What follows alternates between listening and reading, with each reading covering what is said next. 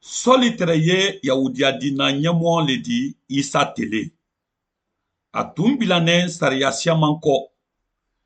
A ladina kan tɛrɛ minnu ma ko wolu bɔnen sɛbɛli sanuman de dɔ. Kɔni a bilanen tun tɛ Isa kɔ. Mɔgɔ minnu bilanen tɛrɛ Isa kɔ, olu goman tɛrɛ a ɲɛ, ani a tɛrɛ ye ko bɛɛ kɛla ka wolu bila kaso la, wala hali ka alu fa. Sɔli tun ka Ala lɔn, kɔni a lalandaya tun tɛ Isa dɔ, Ala la saden. Ala la kitabu k'a fɔ ko a bɛ da d'u ma ani a ka kumakan dɔ mɛn ko, Sɔli, Sɔli, munna i ye n tɔɔrɔ la? jɔn kumala Sɔli ɲɛ? a k'a fɔ ko, Faama, i le ye jɔn di? Wo k'a fɔ ko, Isa le ne di. I ye mɛn tɔɔrɔ la. Nba, i wuli, i ye waso kɔnɔ. I ka kan ka mɛn kɛ, o di fɔ i ɲɛ. Isa le tɛrɛ.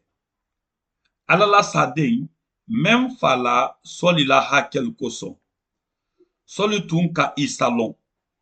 A tun k'a lɔn ko karanden siaman tɛrɛ Isa bolo, ko a tɛrɛ mɔlu karanna Ala ko kan, ko a sala gbangban yiri kan, ani ko a wulila ka bɔ saya dɔ.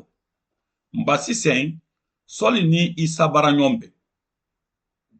Sɔli k'a wuli du ma mɛn kɛ, a tun tɛ foyi ye la. A ɲa la kanen tɛrɛ, kɔni a tɛrɛ ye fu ye ne di. A tun tɛ yirilu ni mɔlu ni sila ye la.